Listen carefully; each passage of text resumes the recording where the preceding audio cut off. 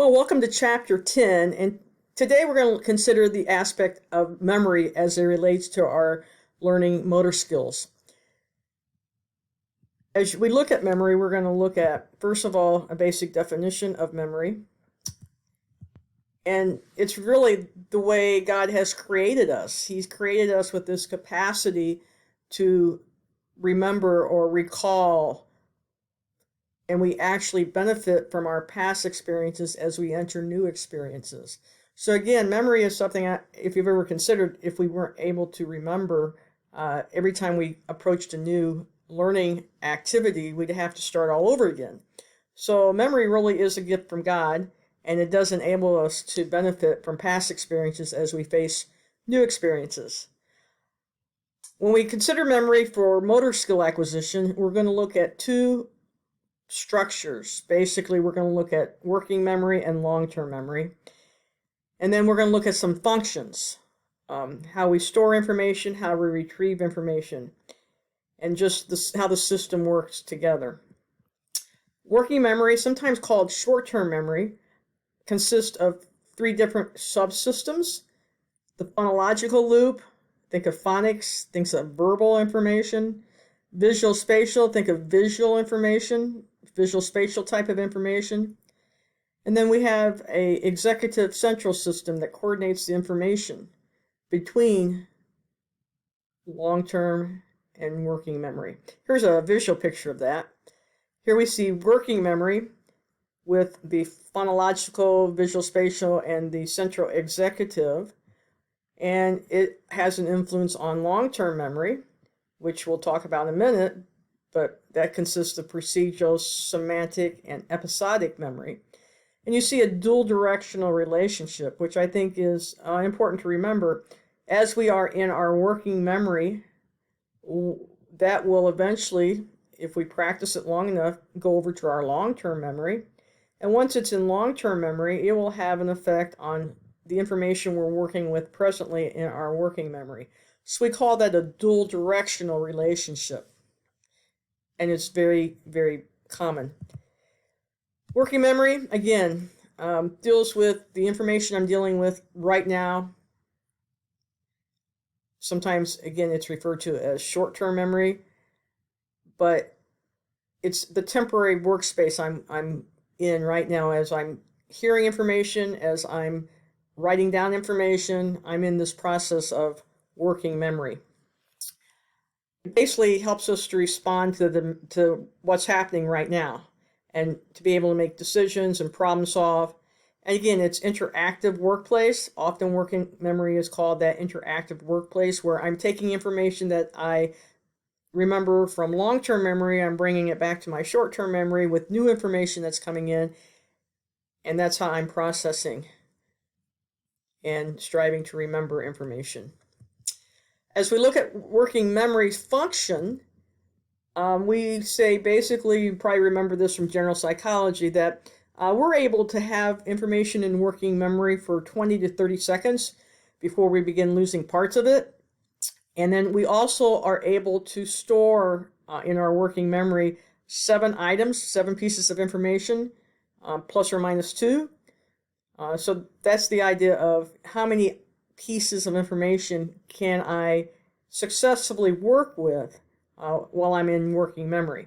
And again, 7 plus or minus 2 has been proven to be the amount of information I can deal with in working memory. And again, we know we can improve that as we chunk information together so that we can actually remember more items. So that's the duration and how working memory works. Again, this allows us to achieve a goal or a problem. It helps us remember instructions in a physical therapy setting or in a teaching setting. You're going to present information to your students or your clients about how to do something. And as you do that, they'll be processing that in their working memory store. But again, long-term memory has a direct effect on our working memory because we draw much from our long-term memory. It's considered permanent. Once we get it into long-term memory, it's there. and then we're asked to retrieve it. So if we actually forget something in long-term memory, it's not that we forget it, we actually have a problem with the retrieval of that information. So again, long-term memory just gives us information about past events as well as just general knowledge. It's supposedly, as far as duration, it's forever, and as far as how much can we store, it's considered limitless.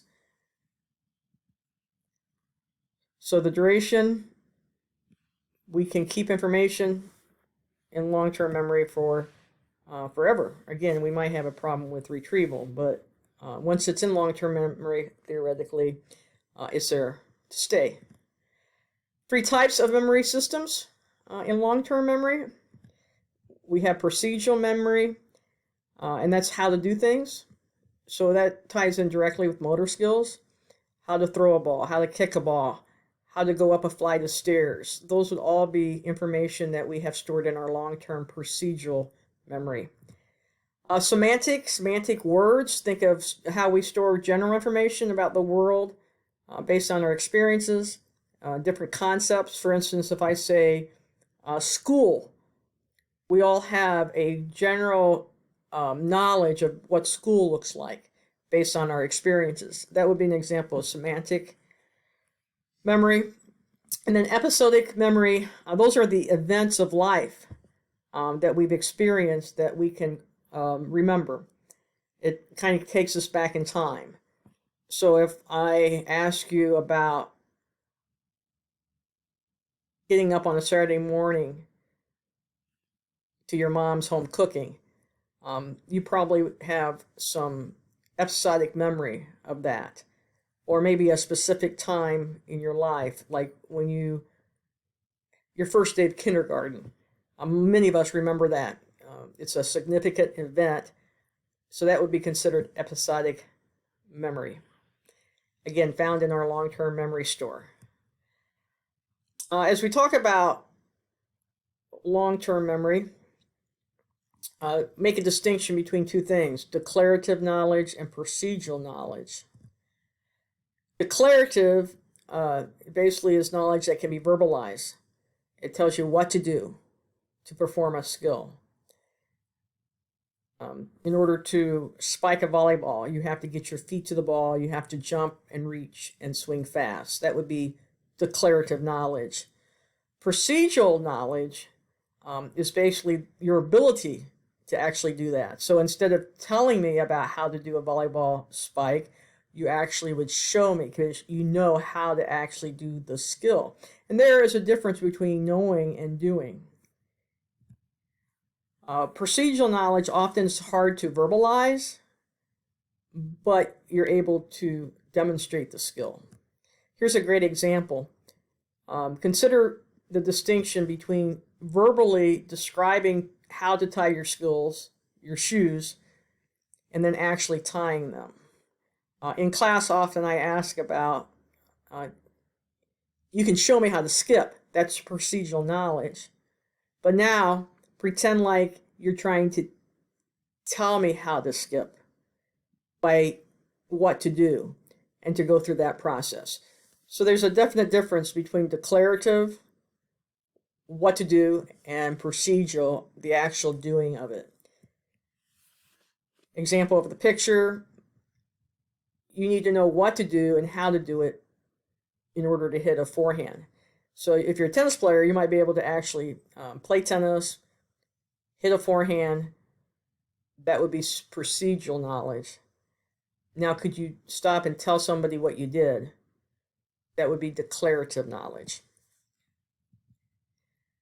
As we talk about concepts of remembering and forgetting, we talk about how we encode information, how we take information in, how we store information, how we practice by rehearsing information. So often, in order to get information into long-term memory, we'll go through a rehearsal process.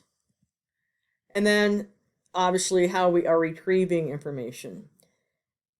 So how we encode it, how we store it, how we practice by rehearsing it, and then how we actually retrieve it. We measure remembering and forgetting by different types of tests. You're familiar with this because you take tests as a college student. Recall tests, recognition tests would be considered explicit type of memory tests. A recall test is like you have to bring it back from memory. Like an essay question would be a recall test. Recognition tests, you have some hints. Maybe a multiple choice test where you're able to recognize some of the information, and then from there you can retrieve from your long-term memory. There are also implicit memory tests. There's much of what we take in and what we have in long-term memory that might be hard for us to verbalize, but it is in our long-term memory stores. Again, each provides a different amount of information about what's to be remembered or forgotten. Why do we forget? Well, there's some theories out there. One's called the trace decay theory, the proactive interference theory, and the retroactive interference theory. When we talk about trace decay theory, this theory no longer is acceptable, but the idea was that we actually develop a memory trace, and the more we practice, the deeper that trace becomes. But if we stop practicing, it becomes less and less or weaker over time, and then to the point that we can no longer retrieve that memory trace. It's a storage problem, and again, it's not very acceptable today as a major theory. Interference theory is to talk about proactive interference. This is the idea that I have a hard time remembering something a second thing I'm trying to remember because of something I've learned first. So it's a retrieval failure problem. So because I've learned something before, it's hard now to learn something new. That's proactive interference. Example might be a gymnastic judge is biased by watching a gymnast warm up prior to a competition. And then another example I give is my layup shot. I've learned the layup shot incorrectly, and I always go up on my right side with my left leg up, which is incorrect. And even though I know how to do it, my incorrect layup shot has been learned so well, it actually hurts me trying to learn the correct layup shot. So proactive interference, it's hard to remember a second thing because of something you learned earlier.